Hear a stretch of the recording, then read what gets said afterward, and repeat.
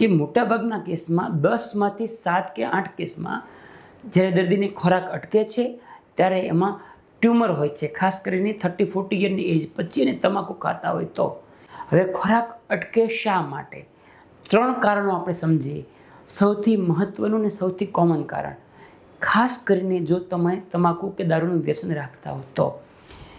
આ જે અન્નળી છે એની અંદર કોઈ એક જગ્યાએ રસ્તો સાંકડો થાય, જેમ કે આ અન્નળી છે, અહીંયા ગાંઠ બની ગઈ કેન્સરની, કે સાદી ગાંઠ બી બની ગઈ, એટલે એનો રસ્તો જે છે એ સાંકડો થઈ ગયો. ખોરાક અટકીને જવો, અથવા તો જ્યારે ખોરાક આપણે જમીએ ત્યારે સાથે પાણીથી ધક્કો એક્સ્ટ્રા મારવો પડે. એવું ન મારીએ તો છાતીમાં પ્રેશર આવે કે દુખાવો થાય કે ખોરાક અટકી ગયો છે એવી સંવેદના ફિલિંગ આપણને આવે. તો શું કરવું? મિત્રો, પેટમાં એસિડિટી ગેસ થવું એ ઘણી બધી વાર કોઈ સિરિયસ રોગ ન હોય, પરંતુ ખોરાક અટકીને જો જાય તો હંમેશા ડૉક્ટરનો સંપર્ક કરવો જોઈએ. આપણે સમજીએ કે કારણો શું હોઈ શકે. તો આપણે સમજીએ કે ખોરાક આપણે ગળીએ કઈ રીતે. આ અન્નળી છે, આ જઠર છે.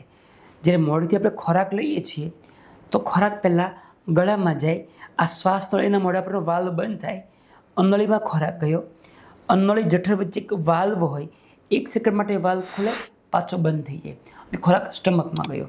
આખી પ્રોસેસ છે ખોરાક ગળવાની. એટલે કે આ અન્નળી હોય, અહીંયા જઠર હોય, અહીંયા વાલ્વ હોય. હવે ખોરાક અટકે શા માટે? 3 કારણો આપણે સમજીએ. સૌથી મહત્ત્વનું ને સૌથી કોમન કારણ, ખાસ કરીને જો તમે તમાકુ કે દારૂનું વ્યસન રાખતા હો તો. આ જે અન્નળી છે એની અંદર કોઈ એક જગ્યાએ રસ્તો સાંકડો થાય, જેમ કે આ અન્નળી છે, અહીંયા ગાંઠ બની ગઈ કેન્સરની, કે સાદી ગાંઠ બી બની ગઈ, એટલે એનો રસ્તો જે છે એ સાંકડો થઈ ગયો. હવે ખોરાકને એ જ્યારે અહીંયાથી પસાર થશે ને ત્યારે અટકશે ખોરાક. પછી તમારે સાથે પાણી પીવું પડશે તો ખોરાક આગળ જાય. ખાસ કરીને પ્રવાહી જનરલી ન અટકે, પરંતુ કોઈ સોલિડ જાય, ટુકડો કશો જશે તો અટકી જશે. તો એવા કેસમાં મોટાભાગમાં કારણ હોય છે ટ્યુમર.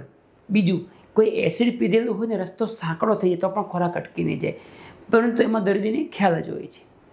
ત્રીજી જે વસ્તુ કોમન કારણ છે એ છે એકેલેઝિયા કાર્ડિયા, જેમાં કેવું હોય, આ અન્નળી છે, આ જઠર છે, એની વચ્ચે કેવું વાલ્વ આવે. એ વાલ્વ છે એ નોર્મલી બંધ રહે, જ્યારે ખોરાક પસાર થાય ત્યારે 1 સેકન્ડ માટે ખુલે. જો એ વાલ્વ પૂરો ન ખુલતો હોય તો પણ ખોરાક અટકી નહીં જાય. મેં જેટલા અત્યારે કારણો સમજાવ્યા એની અંદર ખોરાક હંમેશા અટકે. જો કોઈની ટ્યુમર હોય તો દર્દી જેટલી વાર જમી એટલી વાર ખોરાક અટકશે. એટલે જે કાર્ડિયામાં પણ સેમ વસ્તુ થાય. પરંતુ ઘણા દર્દી એવી ફરિયાદ કરતા હોય છે કે અઠવાડિયામાં 1 કે 2 વાર ખોરાક અટકે, બાકી વાંધો ન આવે.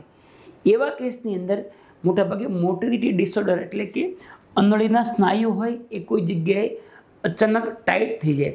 આપણે કેમ હાથમાં કે પગમાં સ્નાયુ ખેંચાઈ જાય, જેને આપણે એમ પગમાં નસ ચડી ગઈ એવું બોલતા હોઈએ, એમ અહીંયા પણ એના સ્નાયુઓ ટેમ્પરરી ટાઈટ થઈ જતા હોય. તો એવા કેસમાં ખોરાક ક્યારેક અટકે, સતત ન અટકતો હોય. હવે મારે આ બધું કહેવાનો મતલબ એટલો છે કે મોટાભાગના કેસમાં 10માંથી 7 કે 8 કેસમાં જ્યારે દર્દીને ખોરાક અટકે છે ત્યારે એમાં ટ્યુમર હોય છે, ખાસ કરીને 30-40 યરની એજ પછી અને તમાકુ ખાતા હોય તો. એટલે આ લક્ષણ થોડા પણ હોય એકવાર ડૉક્ટરનો સંપર્ક જરૂર કરવો જોઈએ. મોટાભાગના કેસમાં નેક્સ્ટ સ્ટેપ શું હોય તો એન્ડોસ્કોપી આવે. જો ખોરાક હકીકતમાં અટકતો હોય તો મોઢામાં દૂરબીન નાખી આપણે દૂરબીનની આગળ કેમેરો છે એના દ્વારા આપણે જોઈ શકીએ ટ્યુમર છે કે નહીં, અલ્સર છે કે નહીં, રસ્તો સાંકડો થઈ ગયો છે કે નહીં, એ બધી વસ્તુ આપણે ચેક કરી શકીએ. એને આપણે અપર જીએ એન્ડોસ્કોપી કહેવાય. એના માટે દાખલ થવાની જરૂર નથી, માત્ર 15-20 મિનિટનું કામ છે, બહુ સેફ છે, એમાં દર્દીને કોઈ પ્રકારનો દુખાવો થતો નથી. એટલે ફરીવાર લાસ્ટ મેસેજ આપું છું કે જો તમે વ્યસન કરતા હો અને ખોરાક અટકે તો ડૉક્ટરનો સંપર્ક જરૂર કરજો.